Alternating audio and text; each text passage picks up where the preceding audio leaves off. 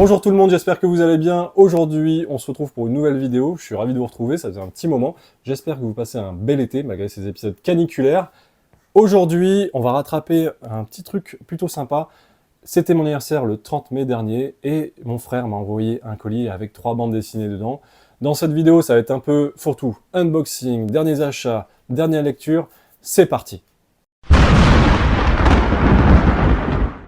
Qu'est-ce que nous avons dans cette boîte? Il y a quoi dans la boîte, comme dirait Brad Pitt dans Seven? Hop, on commence avec Escape. Escape, édité chez Urban Comics en grand format. Il y avait une offre de lancement jusqu'au 31 mai, justement, à 15 €. Plutôt sympathique. Je crois qu'il y aura 2 bouquins comme celui-ci. 6 chapitres au total. Rick Remender au scénario et Daniel Acuna au dessin. J'ai beaucoup aimé, comme beaucoup de lecteurs justement ou de libraires, ce titre. C'est un titre de Rick Remender. Il a été motivé par son histoire personnelle, une histoire de famille avec son grand-père, son père qui ont connu la guerre. J'ai beaucoup aimé son raisonnement, surtout que nous avons une préface pour présenter le bouquin. Il y a aussi une postface pour parler un petit peu de son histoire. Il a choisi de créer cette bande dessinée avec des personnages anthropomorphiques, donc des humains avec des têtes d'animaux, un peu à la manière de Black Sad. Pourquoi ce choix? Il l'a très bien expliqué, Remender. Très simple, quand vous regardez un film et que vous voyez l'animal de compagnie, genre le berger allemand de Will Smith dans Je suis une légende, je prends cet exemple-là parce que dans le film, là où les 3/4 de la population de la Terre meurt ou se transforme en créature, et quand son chien prend un coup, ou pour ceux qui n'ont pas vu le film, j'en dévoile pas plus, mais ça nous touche en fait, ça nous touche. Et il a décidé de créer ce récit par rapport à ça, au sentiment que ça procure chez les lecteurs, et surtout qu'en fait on peut être très vite investi dedans, très vite touché grâce à ces personnages à tête d'animaux. Donc Escape, c'est l'histoire, ça se passe clairement, hein, c'est un parallèle avec la Seconde Guerre mondiale. On suit un capitaine de bombardier en pleine mission de la dernière chance. Lui et son équipe vont en territoire ennemi pour s'attaquer à une arme qui est décisive dans cette guerre. Donc bien sûr, s'ils détruisent cette arme, eh ben, ils ont de fortes chances de remporter cette guerre. J'ai beaucoup aimé. 6 chapitres, un dessin magnifique, très efficace. C'est un page-turner. Très vite, les personnages, il y a une caractérisation, une présentation qui font qu'on voit qu'on a le rigolo de la bande, le bras droit, le second de notre héros. Un héros d'ailleurs qui a une palette un peu grise, c'est pas un mec parfait. Il y a des passages très intéressants comme celui-ci, où on a des fameux flashbacks qui permettent de faire connaissance avec notre personnage, et surtout de voir quelles sont ses motivations dans cette guerre, dans ce conflit. Les nazis sont représentés par des chauves-souris, donc ça c'est un choix assez rigolo. Nous avons ce personnage, cet héros qui se retrouve seul, tout seul en territoire ennemi, je vous raconte pas comment, et il doit non seulement survivre, mais il doit aussi mener à bien sa mission.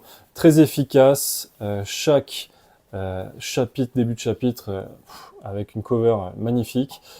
Je suis pas trop récit anthropomorphique en temps normal, même si j'ai adoré Black Sad par exemple, mais c'est vrai que je vais pas instinctivement aller vers ce genre de récit. Et donc merci à toi mon frère, tu me l'as offert, ça me permet de découvrir ce titre, et je suis trop content de ne pas être passé à côté. Beaucoup de moments où tu frissonnes, il y a vraiment un parallèle évident avec tout ce qui est collaboration, rafle, le point de vue des personnages est super intéressant, le point de vue des deux camps est aussi intéressant. Le choix d'aller en territoire ennemi, bah, c'est aussi intéressant parce que notre héros va découvrir un peu le point de vue des civils sur place. Ça permet de faire une réflexion aussi par rapport au conflit. Bien sûr, à la fin, vous retrouvez des galeries de couverture, très belles aussi. Encore une fois, on a un postface avec vraiment un travail de documentation et surtout lié à la vie personnelle de Rick Remender. Très intéressant. Je sais que beaucoup de libraires, beaucoup de lecteurs en ont déjà parlé, donc je suis très content d'avoir découvert ce bouquin. Hâte de lire la suite. Allez, on continue, on progresse. Deuxième bouquin, là je suis très surpris. Comme disait mon frère quand il me les a offerts, je te sors de ta zone de confort. Donc merci à lui. Je vous invite d'ailleurs à le suivre sur Instagram. Il s'appelle Joe Comic. Je vous mets un lien. Contrairement à moi, effectivement, il est lecteur de bande dessinée, mais lui, il dessine. Et ça, c'est encore autre chose. Et là, il m'a surpris avec La réalité est énorme de Brigitte Lecordier. La réalité est énorme de Brigitte Lecordier. Et Brigitte Lecordier, comme vous pouvez le voir sur la photo, c'est la comédienne qui prête sa voix à Oui Oui, Sangoku enfant, Sangoten, Trunks.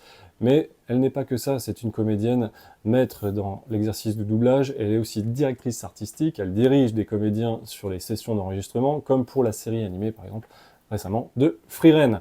Donc c'est une experte et une pointure dans le monde du doublage. Elle a aussi, et elle milite toujours pour que les artistes, qu'il y ait des réglementations, des lois faites pour protéger les artistes contre l'intelligence artificielle. Bien sûr, c'est un outil, j'en parlais récemment, pour effectivement traiter des mails ou ce que vous voulez, mais dans le monde artistique, ça n'a pas lieu d'être. Que ce soit du dessin, que ce soit des voix de comédiens, enfin bref, ça me paraît tellement évident, mais il faut les protéger. Brigitte Lecordier donc au scénario, Arcadie Picardi au dessin. Arcadie Picardi d'ailleurs que j'ai connu grâce au cinéma de Durandal. Il travaille avec Durandal pour les miniatures de ses vidéos YouTube. C'est comme ça que je l'ai connu. Et là, on le retrouve pour la première fois dans une bande dessinée. Il a fait un taf quand même assez exceptionnel, étroitement lié avec Brigitte Lecordier, bien sûr, parce que là, on traite vraiment sur son enfance dans les années 60. On a cette construction du périph' en fond, histoire de se situer un peu dans le temps, même avec les journaux, les dates des journaux lus par son père, parce que son père est présent dedans, il lit la 8e, si je dis pas de bêtises. Nous avons affaire de la franco-belge, donc Bibi a 2 sœurs, un frère, ses parents, qui vivent dans cet appartement, dans cette tour, ce fameux HLM. Donc il y a toute une histoire avec les voisins, le point de vue de Bibi sur les choses est super intéressant.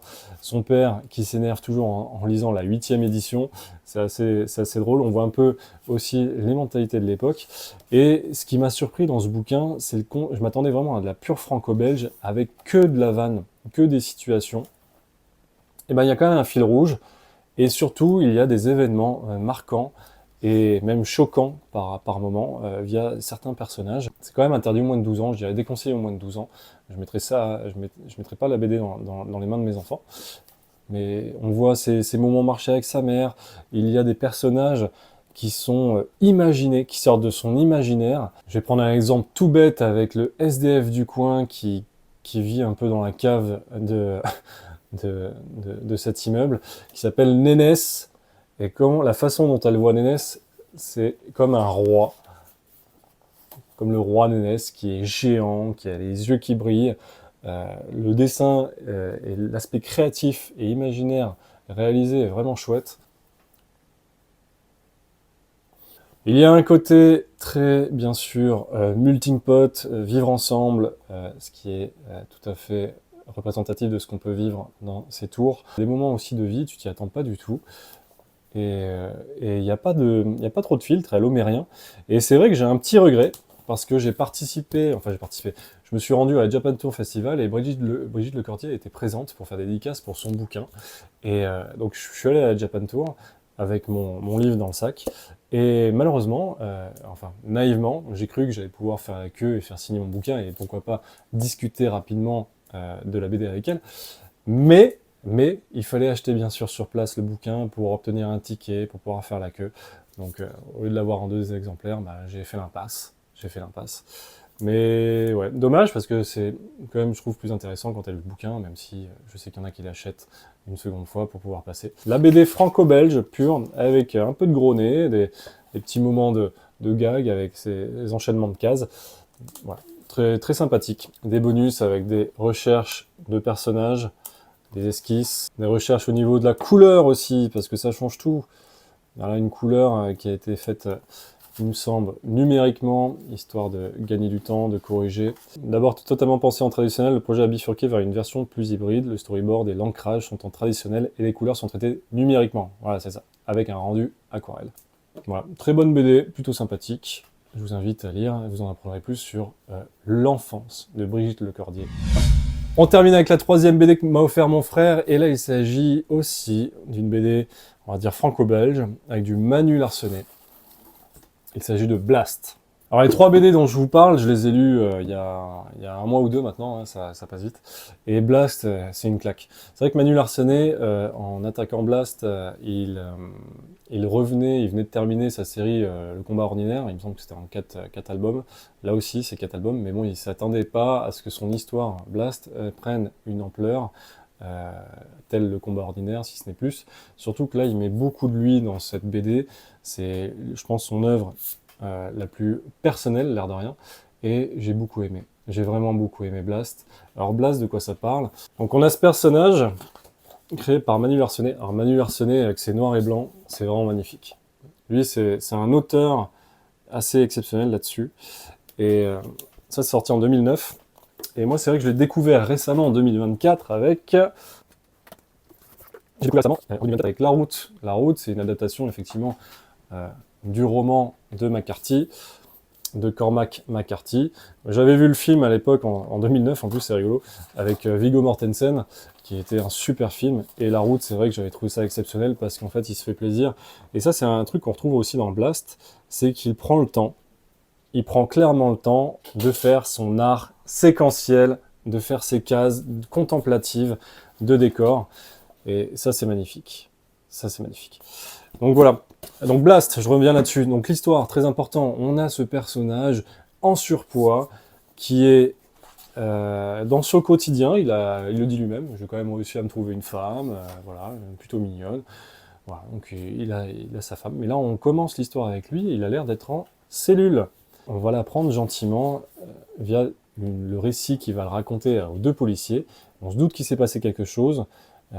Au premier abord, on a l'impression qu'il a commis un meurtre ou l'impardonnable. Et en fait, il va raconter son histoire. Et c'est très intéressant parce que Manu Larsenet, c'est quelqu'un qui est bipolaire. Et là, on a clairement ce personnage-là qui passe de divers sentiments au fil des pages. À un moment donné, il va être euphorique, joyeux. À un moment donné, il va être vraiment dans le dark, le sombre pur, selon des événements qui se passent. Et là, l'élément déclencheur de cette histoire, bah, c'est le décès de son père. Et le décès de son père va le faire, comment dire, il va nous faire un peu une Into the Wild. Il va clairement tout laisser tomber. Sa femme, son boulot, il s'en va en pleine nature sans rien. Et c'est quelqu'un qui a aussi un problème avec la boisson. Et ça, c'est très important d'en parler parce qu'en fait, c'est un alcoolique, clairement notoire, c'est moteur de ses journées. Et je vais revenir sur le titre, hein, bien sûr, Blast. Ma Blast, en fait, suite au décès de son papa, il a cette fameuse révélation, ce fameux Blast. Alors Blast, qu'est-ce que c'est? Ben, c'est une onde de choc. C'est une onde de choc qui vous traverse et qui laisse rien à l'extérieur visuellement, mais vous êtes complètement retourné, complètement détruit à l'intérieur. Et c'est ça le Blast. Et il est représenté d'une manière que je trouve magnifique. C'est pour ça que c'est l'œuvre la plus personnelle de Manu Larsenet, Blast. C'est parce qu'il a utilisé les dessins de ses enfants pour représenter le Blast. Il a réussi à s'amuser avec les dessins de ses enfants, à les superposer, à faire une espèce de mélange qui rend super bien pour illustrer cette fameuse onde de choc. J'ai trouvé ça très très subtil. Et c'est vrai quand tu t'intéresses à la vie de l'auteur, à ce qui l'a poussé à écrire cette histoire, en 4 albums en plus, en 4 tomes, donc je suis très curieux de lire la suite bien sûr, et bien ça te met une claque quoi. Blast, de Manu Larsenet. Merci à mon frère pour ces magnifiques cadeaux qui me permettent de sortir de ma zone de confort et de découvrir de nouvelles œuvres. Nous avons ici, hop, un petit achat qui était imprévu. Il s'agit pour 4,50 € de Spider-Man Rencontre Invincible. Donc là, c'était un team-up créé à l'époque par Robert Kirkman et Cory Walker. Donc c'est tous les deux des co-créateurs d'Invincible et ça fait plaisir. Alors c'est sympathique parce que c'est vrai que c'est bien introduit parce que dans l'une des histoires d'Invincible, il y a Angstrom Levy qui est l'un des méchants les plus importants de l'histoire d'Invincible qui, à un moment donné, pendant un plein combat, fait passer de différentes dimensions Mark. Et là, Invincible se retrouve donc dans l'univers de Spider-Man et ils vont faire une petite mission ensemble. Et le seul bémol, pour moi, c'est bien sûr les dessins de Cory Walker. Voilà, effectivement, c'est lui qui a co-créé Invincible, mais par rapport à Ryan Otley, il y a vraiment une différence, une différence de niveau, de style. Voilà, donc c'est vrai que les dessins, je suis pas plus fan que ça. Mais bon, ça s'est bien fait, ils ont la caractérisation des personnages est quand même respectée. Voilà, plutôt sympathique. Donc là, on retrouve Invincible, propulsé dans le monde de Spider-Man, qui est en plein combat avec le Docteur Octopus. Voilà où démarre cette petite aventure, ce petit team-up plutôt sympathique. Je me suis fait un gros plaisir avec un intégral sorti chez Delcourt. Il s'agit de Kill or Be Killed de Ed Brubaker et Sean Phillips. Il y a dedans 20 épisodes, 20 issues, 20 chapitres, plus de 500 pages. C'est clairement un omnibus, un beau bébé. Et je me suis fait un pur plaisir en lisant ce comics. Ed Brubaker, donc c'est le scénariste de Criminal, que je n'ai pas lu d'ailleurs, il faudrait vraiment que je m'y penche. Surtout que là, j'ai adoré sa narration. Une narration très intéressante parce que le personnage principal nous raconte son histoire, et c'est un personnage très intéressant. Déjà parce qu'on se retrouve à un moment de l'histoire où on est bien avancé dans l'histoire, et il va nous expliquer un petit peu comment il en est arrivé à cette situation. Donc ça c'est plutôt chouette parce qu'il fait monter la sauce au fil des épisodes. On a affaire ici à un étudiant à la fac qui a quand même un peu redoublé, il est un peu paumé dans sa vie, je crois qu'il a 26-28 ans. Et il a même une meilleure amie à qui il fondait l'espoir de sortir avec elle, sauf que c'est son colocataire qui sort avec sa meilleure pote, donc ça le déprime totalement, surtout quand il les entend dans la chambre d'à côté, quoi. Donc complètement déprimé, on apprend très vite qu'il a déjà fait des tentatives de suicide. Et là, je crois que c'est sa 3e tentative de suicide. Alors j'adore la narration, là. Ça c'est magnifique, avec ce texte à côté, cette grande planche que tu découvres, que ce soit les dessins, les couleurs, ça rend vraiment service au récit, ça met une ambiance de polar, de thriller qui est vraiment cool. J'ai adoré. On peut penser, en plus, je vais y venir, mais quelles sont les raisons qui l'amènent justement à tuer? Tentative de suicide qui échoue, et là il y a quelque chose d'assez fantastique qui apparaît, c'est qu'une espèce de démon fait son apparition et lui dit clairement, écoute, t'es encore là, mais c'est pas gratuit. En gros, maintenant ta vie, tu vas devoir la gagner, tu vas devoir payer ta dette envers moi. Il lui demande d'assassiner une personne au minimum par mois. Une fois par mois, il doit tuer quelqu'un. Donc bien entendu, ça se bouscule dans tous les sens dans sa tête. Arrivé au terme de ce premier mois, il n'a rien fait, il cogite parce qu'il n'a pas envie d'y croire tout simplement. Sauf que, ben, il tombe malade. Il tombe malade, à en vomir, à avoir un état grippal. Il se retrouve dans la rue à se faire tabasser par des mecs. Voilà, tout ça, c'est des signes que le mois arrive à son terme et qu'il va falloir agir. Donc là, c'est là où c'est intéressant parce qu'il y a une bascule dans ce chapitre 2 où il prend la décision effectivement de trouver une cible et de l'assassiner. Mais il va décider de s'attaquer à des criminels, que ce soit pédocriminels, des mecs qui travaillent avec des prostituées, ce que vous voulez. Au fil des chapitres, l'étau va se resserrer.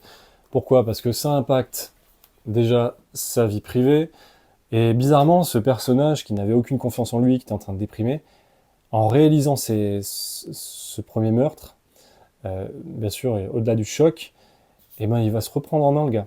Il va se reprendre en main et gagner en confiance et changer intégralement. L'étau va se resserrer gentiment parce qu'il va s'attaquer à des gros méchants, mais tout est mené d'une façon magistrale, même la façon dont il a pour trouver une arme, parce que on parle vraiment juste d'un étudiant lambda, quoi. Le mec, il a aucun rapport avec le monde de la criminalité. C'est un polar. Magnifique. J'ai adoré. J'en parlerai pas plus. Bien sûr, il y a un petit parallèle avec Dexter, mais vraiment très léger. Enfin, très léger. Bon, il y a un parallèle clairement avec Dexter, ouais, par rapport à la psychologie, à, à ce qui le motive et surtout au choix de ses cibles. Pas déçu de la fin non plus. Ouais, une narration maîtrisée, quoi. Une relation maîtrisée. Et tu te dis que ça pourrait se passer dans la vraie vie, en fait. Ça pourrait se passer dans la vraie vie.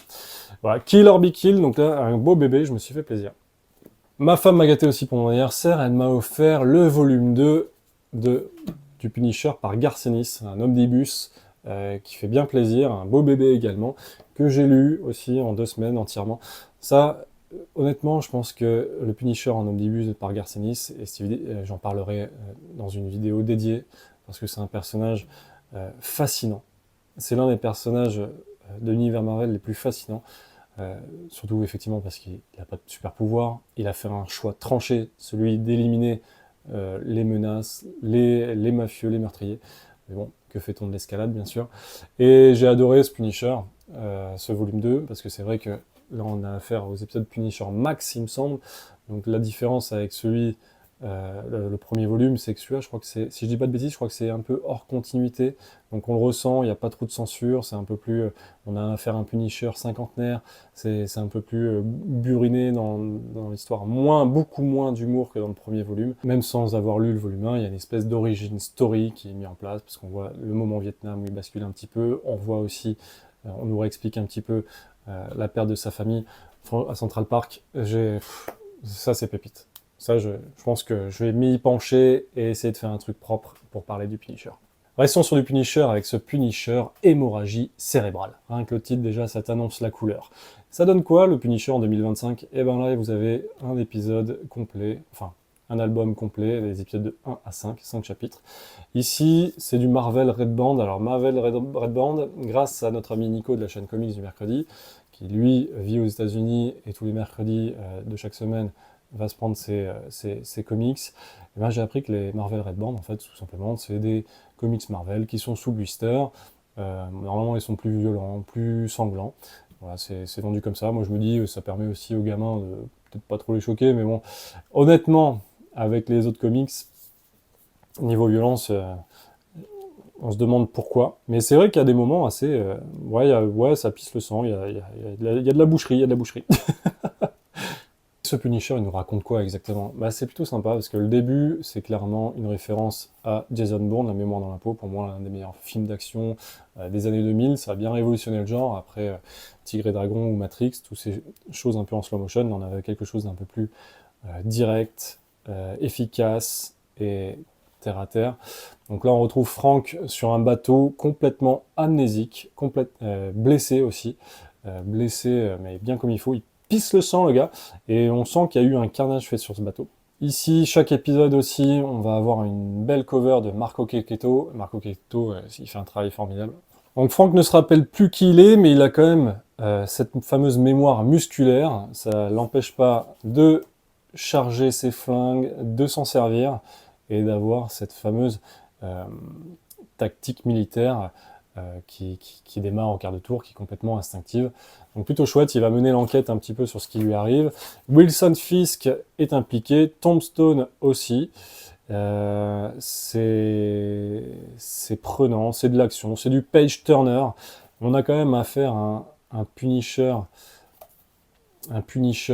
massif. Après, honnêtement, après avoir lu celui de Garcenis, le voir avec ses bottes blanches, ça me dérange un peu. Je trouve pas ça très discret. Mais voilà, ça reste du comics, on s'en fiche. Et ouais, j'ai passé un bon moment, un très bon moment. Voilà, une image un peu massive. Voilà comment est représenté le Punisher dans cette bande dessinée américaine. Donc voilà, c'est du page turner, c'est un vrai plaisir, un petit blockbuster. Ça pète dans tous les sens, il y a de l'action, il y a du sang. Il y a un passage avec Wilson Fisk qui rappelle clairement Da Vinci Code avec Paul Bettany, où il se retrouve en slibard. Ça, c'est un passage assez marquant de cette BD, je trouve. En parallèle, nous avons une enquête policière aussi, donc il se passe beaucoup de choses. C'est quand même un récit plutôt maîtrisé. J'ai passé un très bon moment de lecture. Très bon moment de lecture. Voilà, je vous invite vraiment à le découvrir en 100%, c'est plutôt chouette. Restons sur du Marvel. Les Fantastic Four, il faut que je termine ce fameux run de Ryan North que j'ai adoré. J'ai pas encore lu le 3e, j'en parle. Mais sachant que je vais terminer cette série, j'ai envie d'en démarrer une autre. Donc je me suis acheté Iron Man qui fait son retour, un nouveau départ. Bon, après, je crois que ça date de 2020. Il y a l'épisode 1 à 11 issues, où là on retrouve un Tony Stark qui redémarre une nouvelle vie en tant que super-héros apparemment. Il y a une histoire avec un scientifique, et puis on revient un peu sur les bonnes bases, au niveau de l'armure, je crois. Donc j'ai pas encore lu, j'avais envie de me plonger dans ce personnage en comics. Je sais qu'il y a pas mal de choses à lire, comme Le Diable en bouteille ou ce genre de choses. Mais ouais, une nouvelle série Marvel, Iron Man, bah écoute, j'ai foncé dessus. Couverture d'Alex Ross, bien sûr, qui a son style vraiment tout à lui, reconnaissable entre mille. Voilà, donc on verra ce que ça va donner. J'ai aussi acheté le tome 2 de Shin Zero, que j'ai pas encore lu, Bablé et Singelin, tome 2 sur les 3, donc avec cette fameuse ubérisation des Super Sentai. Voilà, j'avais adoré le premier tome, je trouve que ça apportait quelque chose de frais, tout en rendant hommage aux Super Sentai, Power Rangers, les séries de l'époque que j'adorais quand j'étais gamin. Et bien sûr, ça va au-delà de ça, parce qu'il y a un truc un peu kaiju, un peu attaque des titans, ou ce que vous voulez. Et toujours avec cette DA, hein, ne serait-ce que ce noir et blanc et les costumes colorés. Donc ça, c'est un scénario qui est plutôt maîtrisé. Enfin, l'histoire se passe 4 ans après les événements du précédent tome. On va voir où en sont les personnages de Bablé et Singelin. Autre BD que je me suis offert, il s'agit de la suite de Minor Arcana. Le tome 2 est sorti, je l'ai acheté jour J, je ne l'ai pas encore lu. Je pense que je vais me faire un kiff, je vais me relire le premier tome que j'avais adoré. J'en ai fait une vidéo dédiée dans l'épisode trilogie du comics. Voilà, Jeff Lemire toujours, et puis là on a au dessin aussi Lisa Cadonici, je crois. C'est Lisa, je sais plus comment elle s'appelle. Laetitia Cadonici. Donc je suis content parce que Delcourt a annoncé dans une interview qu'il y aurait 4 à 5 tomes, donc ça c'est chouette. Parce que les séries, j'adore suivre des séries, mais c'est vrai que j'en ai pas mal en cours. Là je vois que j'ai pas mal de choses à acheter, hein, comme Transformers 5, j'ai G.I. Joe, le tome 3 aussi à acheter. Là il me reste les Ultimate Universe à finir aussi, j'ai le 11 et 12, je suis en retard, c'est un bimensuel, d'habitude je suis bien, mais là je suis en retard. Pas mal de choses. J'ai même le Justice League en nomade, Urban Nomade, le tome 6 à acheter, parce que je sais qu'il est sorti, je l'ai vu, je l'ai pas encore pris. C'est le tout dernier. Voilà, il y a plein de choses comme ça. Il faut qu'on se ressente sur les lectures. Mais Minor Arcana, j'avais adoré. Et je termine, en référence à la vidéo, un abonné m'a offert des bandes dessinées, je termine avec le tome 1 intégral des Tortues Ninja que j'ai lu entièrement. Ce beau bébé, 12 chapitres, plus de 400 pages. Une revisite des origines des Tortues Ninja. Alors j'ai beaucoup aimé, même si, parce que là, moi ce que j'ai connu c'est ça, c'est les Tortues Ninja, elles ont été des tortues qui étaient en contact avec le fameux mutagène, elles ont grandi pendant 15 ans, et pendant ces 15 ans, elles ont grandi avec leur maître Splinter, elles ont appris les arts martiaux, et ça permet de développer aussi leur lien fraternel, etc., etc. Bah là, en fait, on a des tortues, un rat, qui sont contaminées par ce fameux mutagène, et un an, en fait, elles grandissent direct. Elles se retrouvent direct en taille adulte, entre guillemets, et il y a juste un an et demi qui se passe entre cet événement-là et quand on les retrouve un peu pour la suite de l'histoire. Et tu te dis, elles sont déjà ce truc de papa, de frère. Et ouais, pour mettre en place une relation, je trouve ça moins pertinent que ce que j'ai connu à l'époque, personnellement. Même si là, il y a un truc, il y a un levier qui marche, qui peut marcher, hein, clairement, c'est une histoire de réincarnation. Voilà. Mais, mis à part cette origin story-là, qui m'a pas vraiment convaincu en fait, bah, j'ai quand même passé un super moment et j'ai tourné les pages. C'est un vrai page turner, quoi. Avec différents dessinateurs aussi, mais les changements de dessinateurs ne m'ont pas choqué, même s'il y a certains dessins des fois qui sont en dessous d'autres. Là, j'ai beaucoup aimé les épisodes dédiés à chaque personnage, qui sont bien sûr ancrés dans cette histoire. Donc ça, c'est plutôt chouette. Donc là, on retrouve vraiment les méchants qu'on connaît, hein, Stockman, Krang, Shredder, sauf que c'est super bien ficelé, c'est bien mis en place, et ça fait monter la sauce aussi pour arriver jusqu'à Shredder. J'ai passé un très bon moment de lecture avec ces tortues. Gros point fort pour moi par rapport aux séries d'origine, ça va être la relation, le développement de Casey Jones. April, très différent, cette fois-ci c'est pas une journaliste, elle bosse dans un labo de Stockman en tant que stagiaire, enfin elle fait ses études, quoi, elle est vraiment toute jeune. Donc très intéressant aussi. La caractérisation des personnages est bien menée. Très intéressant le développement de Raphaël aussi, par rapport à son côté bagarreur de rue, ce qu'il a vécu à part des autres tortues en un an et demi. Super intéressant. Donc, vraiment chouette de retrouver tout ça. Donc on retrouve la caractérisation des personnages, hein, Donatello, le scientifique, le pragmatique, le terre-à-terre, et on a bien sûr Maître Splinter dans le rôle du père de ces tortues, Raphaël le rebelle, Michelangelo c'est le comique de la bande, mais il est quand même pas là pour nous saouler avec son humour, loin de là. Il y a leur passé par rapport à cette histoire de réincarnation qui est quand même intéressante, assez prenante, et violente. C'est un comics plutôt mature et voilà, j'ai apprécié ça quand même. J'ai apprécié ça. Par contre, il y aura 12 intégrales et c'est du 40 balles par intégrale, donc c'est quand même une somme. Donc merci encore à Ewen de m'avoir offert ce comics que j'ai apprécié, très apprécié et que j'ai même dévoré. Donc voilà. C'est tout pour cette vidéo. Comme vous avez pu le constater, il y a eu pas mal de bouquins avec beaucoup de pages. Kill or Be Killed, je crois qu'il y avait une histoire de 500 pages. Là, c'est plus de 400 pages. Il y a eu l'Omnibus volume 2. Je sais plus combien de pages il fait, ce Punisher-là. Je crois que c'est du 800 pages à peu près. 800 et des bananes. Donc, pas mal de grosses lectures qualitatives. Je suis très content. Et je suis très content de vous retrouver. Ça faisait un petit moment que j'avais pas fait de vidéo sur YouTube. Comptez sur moi pour la suite. L'une de mes prochaines vidéos, si je trouve ça pertinent, ça donnera ce que ça donnera quand je l'aurai tourné. J'aimerais vous faire un petit tour d'horizon, on va parler un peu cinéma. Parce que là, j'ai vu que Sony, avec PlayStation, avait annoncé qu'en 2028, il n'y aurait plus de jeux physiques. Et moi, je suis un amoureux de tout ce qui est support physique, même si je comprends qu'il faut évoluer avec le temps.